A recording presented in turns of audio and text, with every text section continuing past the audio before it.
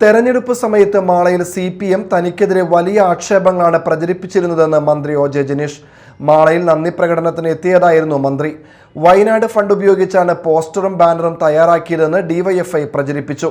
വ്യക്തിപരമായി ആക്ഷേപിച്ചു.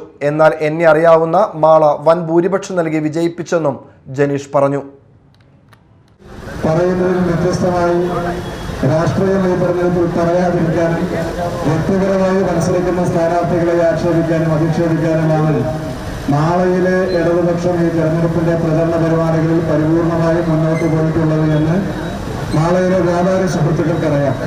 കാരണം ഈ കാണുന്ന രൂപപ്പള്ളിക്ക് മുമ്പിലാണ് ഇവിടെ യുവജന സംഘടനയുടെ സമരം ഒരു ദിവസം നീണ്ടു നിൽക്കുന്ന സമരം നടന്നത്. പിന്നെയും ചില സമരങ്ങൾ മാളയിൽ നടന്നു. പിന്നെയും കുറെ പോസ്റ്ററുകൾ മാളയിലൊട്ടി.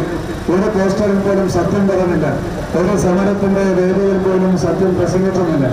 എല്ലാ വേദികളിലും എല്ലാ പോസ്റ്ററുകളിലും എല്ലാ ക്യാമ്പയിനുകളിലും ഞാൻ ഉൾപ്പെടുന്ന UDFന്റെ സംവിധാനത്തെ മുഴുവനായി ആക്ഷേപിച്ചും അധിക്ഷേപിച്ചും കടന്നുപോയി.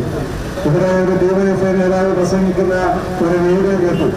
ആ വീഡിയോയിൽ ഇങ്ങനെയാണ് പറയുന്നത്: ഇവിടെ UDFന്റെ സ്ഥാനാർത്ഥി സ്ഥാപിച്ചിട്ടുള്ള ഫ്ലെക്സ് ബോർഡിനോടും പോസ്റ്ററിനോടും ചെവിയിൽ അല്പം ചേർത്ത് പിടിച്ചാൽ വയനാട്ടിലെ മുണ്ടക്കെ ചൂരങ്ങളിലെ ദുരന്തബാധിതരായ ജനങ്ങൾ ആ വെള്ളപ്പൊക്കത്തിൽ കുത്തിയൊടിച്ചു പോകുമ്പോൾ അതിന്റെ ഭൂതം വിട്ടുപോകുന്ന ആ നിമിഷങ്ങളിൽ പലരും വിളിച്ച് കരയുന്ന കരച്ചിലെ ആ പോസ്റ്ററിൽ നിന്ന് കേൾക്കാം, ആ ഫ്ലെക്സ് ബോർഡിൽ നിന്ന് കേൾക്കാം. അതിന്റെ പണം കട്ടെടുത്തിട്ടാണ് ഞാനിവിടെ മത്സരിക്കാൻ വേണ്ടി പോസ്റ്റർ എടുക്കുന്നതും ഫ്ലെക്സ് എടുക്കുന്നതും കടന്നു വന്നതും എന്നടക്കമുള്ള പ്രകടനങ്ങൾ ഇവിടെ നടത്തി.